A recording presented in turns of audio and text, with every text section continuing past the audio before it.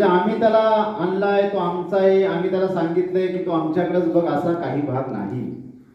जर तुम्ही जर या ठिकाणी आलात तरी तो त्या ठिकाणी तुमच्याकडे पाहणार आहे. सापाला 5 फुटाच्या बाहेरचं दिसत नाही. सापाला कान नाही.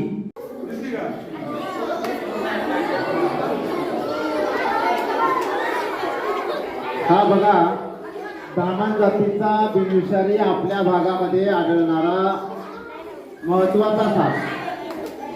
एका व्यवस्थित बघून की आपण तो लगेच बंद करणार आहे, त्यानंतर सखोल माहिती आपण बघणार आहे. त्याच्या जिभेकडे लक्ष द्या. जिभेकडे मी मला तुम्हाला सांगितलेलं आहे, त्याच्या जिभेकडे लक्ष द्या.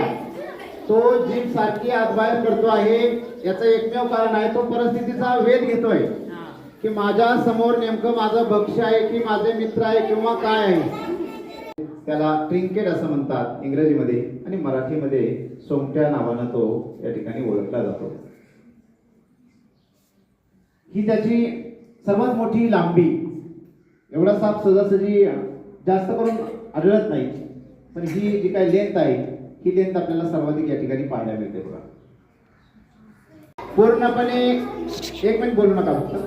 पूर्णपणे बिनविषारी आणि दोन्ही बाजूनी तोंड असलेला हा साप वाटतो, परंतु ज्या दिशेला उजव्या बाजूला जिकडं जीभ आपल्याला दिसते त्या बाजूला त्याचं काय आहे, तोंड त्या ठिकाणी आपल्याला पाहायला मिळतं.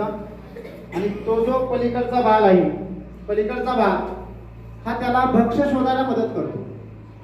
भक्ष्य शोधायला म्हणजे काय, तो मातीमध्ये मुरून राहतो. तो जो भाग आहे पलीकडचा, तो भाग वरती काढतो, बाजूला काढतो एका, आणि भक्ष्यांना वाटतं की हेच तोंड आहे, आणि मग ते भक्ष्य पाठीच्या बाजूला यायचा प्रयत्न करतात. ऑलरेडी की ज्या बाजूला काय असतं, तोंड असतं, आणि लगेच काही सेकंदामध्ये तो काय करत असतो, आपलं भक्ष्य त्या ठिकाणी ग्रहण करत असतो.